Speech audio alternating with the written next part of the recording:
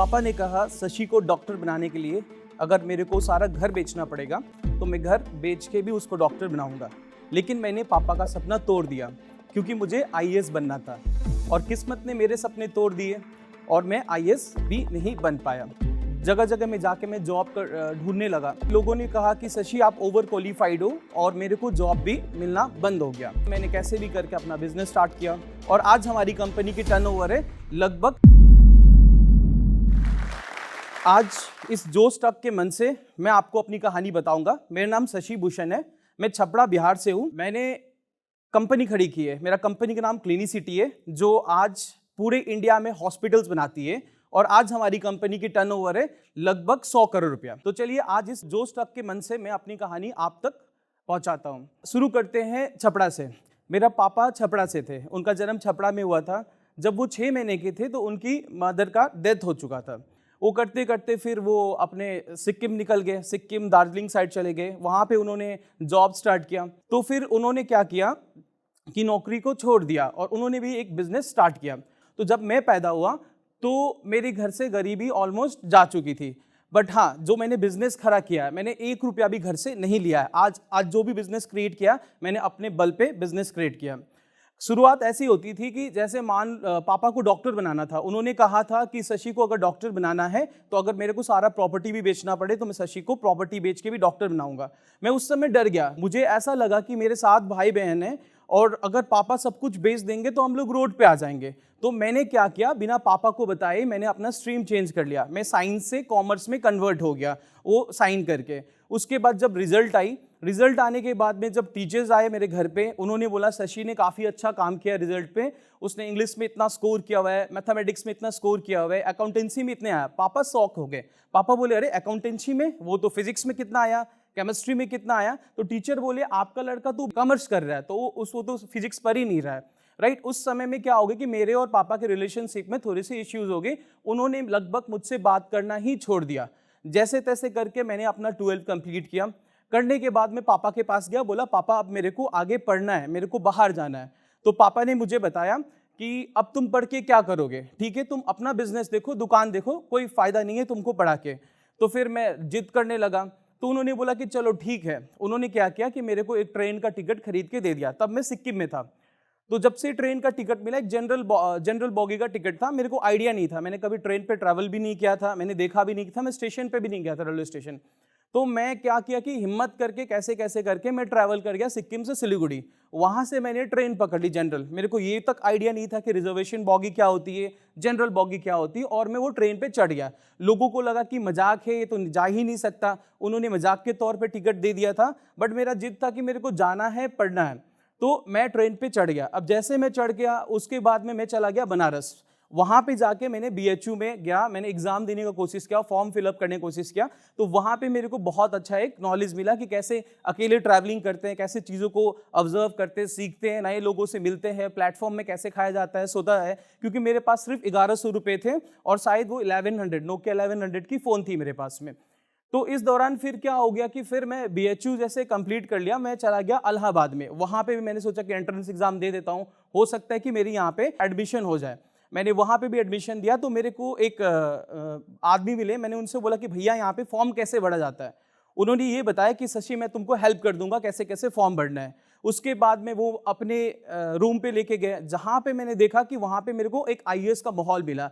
प्रयागराज में बहुत सारे ऐसे थे जो वहाँ पे आईएएस की प्रिपरेशन कर रहे थे। तो वहाँ पे मेरे को इंस्पिरेशन मिला कि चलो मेरे को भी जिंदगी में हम आईएएस बनना है, एक एम्बिशन मिल गया मेरे को।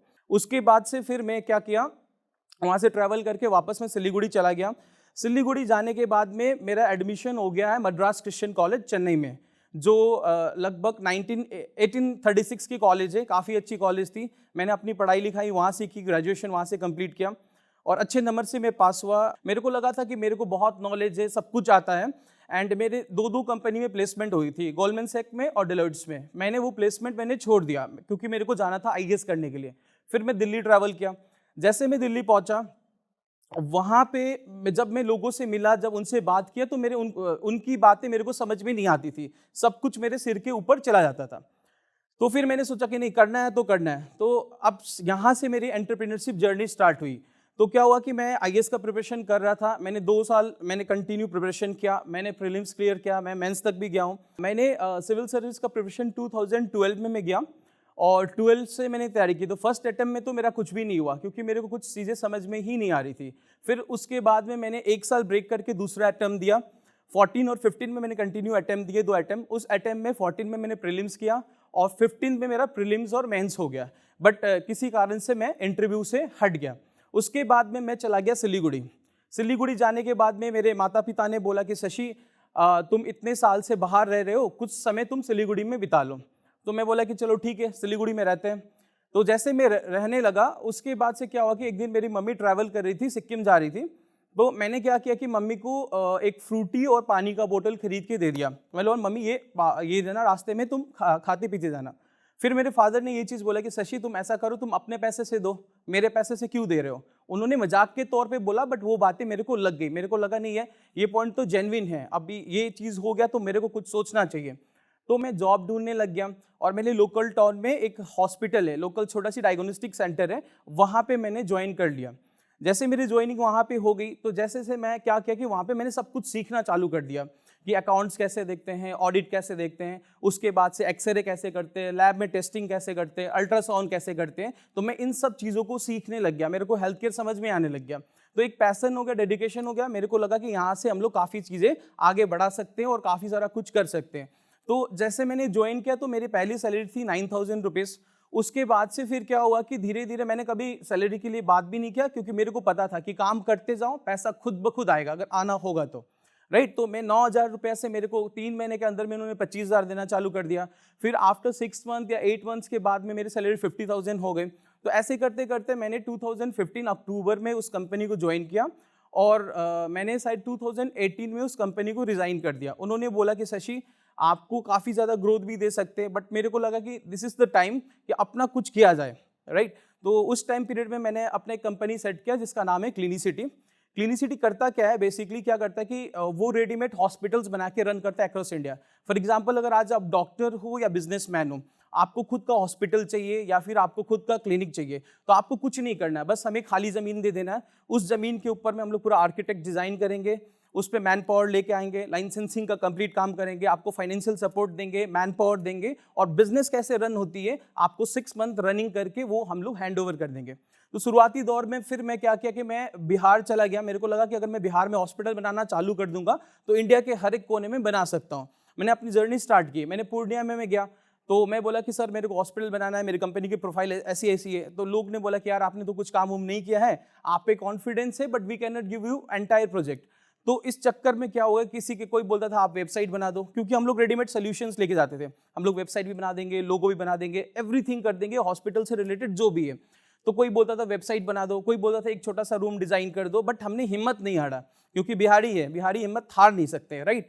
तो इस दौरान में क्या हुआ कि मैं ट्राई करते रहा और मैंने अपने कॉन्टैक्ट्स में लगभग 300 फ्रेंड्स थे, मैंने सबको फ़ोन घुमा दिया। मैंने बोला कि भाई मैं ऐसा कुछ करने वाला हूँ जहाँ पे मैं रेडीमेड हॉस्पिटल्स बना के रन करूँगा। सब ने बोला कि पागल हो गया, ना ही तेरे पास में ऑफिस है, ना ही तेरे पास में बंदे हैं, ना ही तेरे पास में लोग हैं, ना ही तेरे पास में पैसे हैं, क्योंकि तुमको फैमिली का पैसा भी यूज़ नहीं करना है, तो तुम कैसे बनाओगे इस हॉस्पिटल को, तो पॉसिबल ही नहीं है। मैंने फिर भी ट्राई किया, मैंने कुछ लोगों से बात की, जो लोग थे मैंने उनसे बोला कि तुम लोग लीड्स दोगे तो मेरे पास जो भी सेविंग्स पड़े हुए हैं, जो जॉब मैंने किया था, मैं तुमको 5,000 रुपया दे दूंगा, 10,000 रुपया दे दूंगा। और जो भी मेरे को लीड देते थे मैं फर्स्ट अटेम्प्ट में उनको पैसा ट्रांसफर कर देता था कि ये पैसे लो और मेरे को लीड दो। मैं जाता था अपने प्रेजेंटेशन को लेके। तो सबसे पहला ब्रेक मेरे को मिला भागलपुर में। भागलपुर में मैंने क्या किया कि एक डायबिटीज़ का सेटअप बनाया। वो सेंटर बहुत ही ज़्यादा हिट हो गया, अच्छा हो गया। तो रेस्पॉन्स आने के बाद में फिर मेरे को दरभंगा में बुलाया गया, ऐसे करके समस्तीपुर में बुलाया गया, उसके बाद में पटना में बुलाया गया एंड डिफरेंट प्लेसेस। लगभग मैंने बिहार में 10 जगह में डिफरेंट मैंने हॉस्पिटल्स मैंने क्रिएट करके आज रन हो रही है और मैंने उसको बनाया। उसके बाद में हमने अपना एक्सपेंशन किया, हम लोग झारखंड गए एंड वहाँ पे हम लोग ने मोटा मोटी आपका लास्ट प्रोजेक्ट जो था हम लोग का जमशेदपुर में था, वहाँ पे किया। With in the time period हम लोग अच्छे ग्रो करने लगे एंड आफ्टर दैट हम लोग चले गए चंडीगढ़ में, वहाँ पे हम लोग ने अपना ऑफिस सेट किया। वहाँ पे अभी हम रिसेंटली पंचकुला में हम लोग ने प्रोजेक्ट किया, सोलन में हम लोग ने इस प्रोजेक्ट को कंप्लीट किया एंड अभी हम लोग काफ़ी इनोवेशंस पे काम कर रहे हैं, जहाँ पे मोटा मोटी हम लोग डायबिटीज़ के ऊपर में सोच रहे हैं कि घर में बैठ के किसी भी डायबिटीज़ पेशेंट को कैसे हम लोग ट्रीटमेंट करके उनका इलाज कर सके। क्योंकि डायबिटीज़ क्या होता है, कोई बीमारी नहीं होता है, एक नॉर्मल सा डिसऑर्डर होता है। अगर इस बीमारी में अगर हम लोग शुगर को कंट्रोल नहीं करते हैं तो हमारे शरीर में आंखों की रोशनी में प्रॉब्लम आ सकती है, जिसको डायबिटिक रेटिनोपैथी बोलते हैं। कार्डियोवास्कुलर का इश्यूज आ सकता है, हार्ट में ब्लॉकेज आ सकती है, किडनी खराब हो सकती है, न्यूरो रिलेटेड प्रॉब्लम हो सकती है। और इंडिया में हर 20 मिनट में एक डायबिटीज पेशेंट का पैर को काटा जाता है। इसके लिए लगभग हमने 7 यूनिक सेंटर्स बनाए हैं, जहां पे पहले ही हम लोग डायबिटीज को प्री डायग्नोसाइज कर देते हैं कि इंसान को डायबिटीज होने से, उसकी कॉम्प्लिकेशन होने से पहले उनको ये पता चल जाता है कि ये कॉम्प्लिकेशंस के कारण से उनके शरीर में फ्यूचर में प्रॉब्लम आएगी, तो अभी उसको बचाया जा सकता है। तो इसी तरह करते करते करते हम लोग ने जीरो से स्टार्ट किया and today we are having a very good projects and all. आज हम लोग 13 projects back to back run कर सकते हैं। इस प्रोजेक्ट की वैल्यूएशन है लगभग 130 करोड़ की प्रोजेक्ट है जो हम लोग कर रहे हैं। तो यही मेरी कहानी रही। मेरे को लग रहा है कि अगर जो बंदा सिर्फ बीकॉम किया हो, जिसने कोई फैमिली का सपोर्ट नहीं लिया हो और जो कुछ भी करना चाहता हो, बस आप हार्ड वर्क करो। आपके पास में एक चीज़ है, आप सही डायरेक्शन ढूंढो और आपको हार्ड वर्क करनी चाहिए। मेरे को थोड़ा टाइम लग गया, 3 साल में 50 हॉस्पिटल, लोग बोलते हैं कुछ ज़्यादा ही बना लिया, बट मेरे को लगता है कि मैंने काफ़ी कम बनाया। रीज़न वाइज क्या है कि मैं हमेशा एक डायलेमा में था कि मेरे को सिविल सर्विस में जाना है या फिर ये बिजनेस को कंटिन्यू करना है। तो इसको डिफाइन करने में मेरे को कुछ ज़्यादा ही समय लग गया। And at the end of the day जिस दिन डिफाइन हुआ, तो उस दिन के बाद में पहले मैं साल में 5 प्रोजेक्ट करता था, आज मैं साल में 10 प्रोजेक्ट करता हूँ, 15 प्रोजेक्ट करता हूँ। इस हिसाब से मैंने अपनी गति बढ़ा दी है और आगे भी हम लोग काफ़ी कुछ कर रहे हैं। मैं सभी बिहार के एंटरप्रेन्योर को एक मैसेज देना चाहता हूँ। अगर आप कोई भी बिजनेस स्टार्ट करते हो, ठीक है, बिजनेस कोई रॉकेट साइंस नहीं है। सबसे पहले आपको एक हार्ड वर्क चाहिए, आपको डेडिकेशन चाहिए और आपको सही समझने की ताकत चाहिए। आपको एक बिजनेस को रीड करना पड़ेगा, उसका एरिया को रीड करना पड़ेगा, उसका मार्केट नीड्स को समझने पड़ेंगे, कस्टमर्स कैसे क्रिएट होते हैं आपको वो समझने पड़ेंगे। तो जब इन सब चीज़ों में आप कमांड कर देते हो, देखो क्या आते हैं, एक दिन में नहीं होती सारी चीज़ें।